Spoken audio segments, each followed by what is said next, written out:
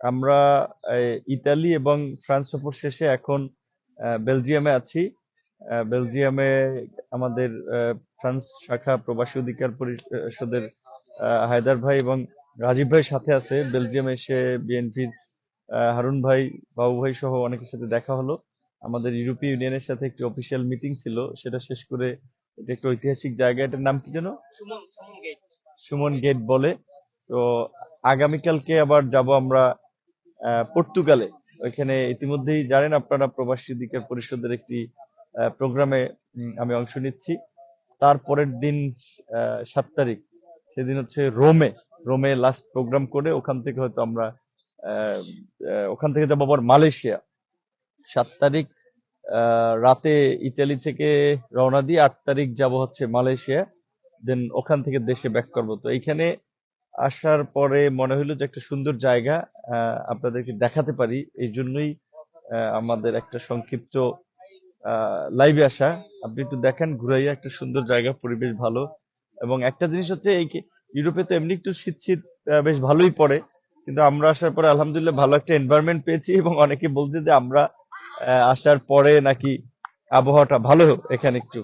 Italy নামলাম সেদিনও সেখানের আবহাওয়া ভালো ছিল, আজকে নামছি এখানেরটাও আজকে একটু রোদ রোদ আছে। এবং একটা ঐতিহাসিক জায়গা, এখানে বড় দুটো মিউজিয়াম আছে, আমরা একটু দেখবো যতক্ষণ পারি।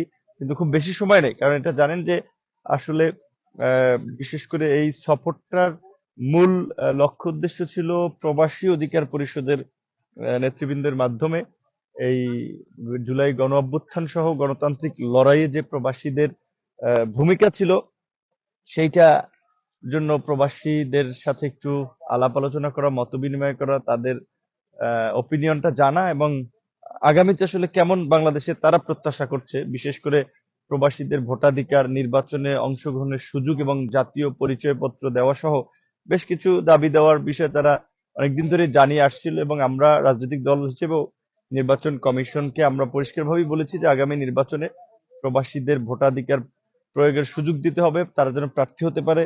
এনআইডি জটিলতা যারা আছে তারা যেন এনআইডি পায়। পাশাপাশি রাজনৈতিক উদীয়মান একটি দল হিসেবে আমরাও প্রবাসীদের জন্য কি করতে পারি, আমাদের প্রতি প্রত্যাশা কি, সেইটা নিয়েই মূলত এই সফর। এবং একটা ভালো সফর হয়েছে, পাশাপাশি দুটো অফিসিয়াল মিটিং হয়েছে। বাংলাদেশের চলমান পরিবেশ পরিস্থিতি, সংস্কার, নির্বাচন, এগুলো নিয়ে আলোচনা হয়েছে। তো একদিক থেকে দুই দুই কাজই হয়েছে। প্রবাসী অধিকার পরিষদের কেন্দ্রীয় কমিটি সহ ইতিমধ্যে যে সফর করেছে ইতালি, ফ্রান্স, আজকে বেলজিয়াম আছে, এরপরে পর্তুগাল যাব, এবং তারপরে হচ্ছে লাস্ট ইতালির রোম। রোম থেকে আবার মালয়েশিয়া, সেখান থেকে দেশে। সবাইকে ধন্যবাদ জানাই যারা সফরের সাথে ছিলেন এবং পরিশ্রম করেছেন, এই সফরটাকে সার্থক করেছেন। Thank you.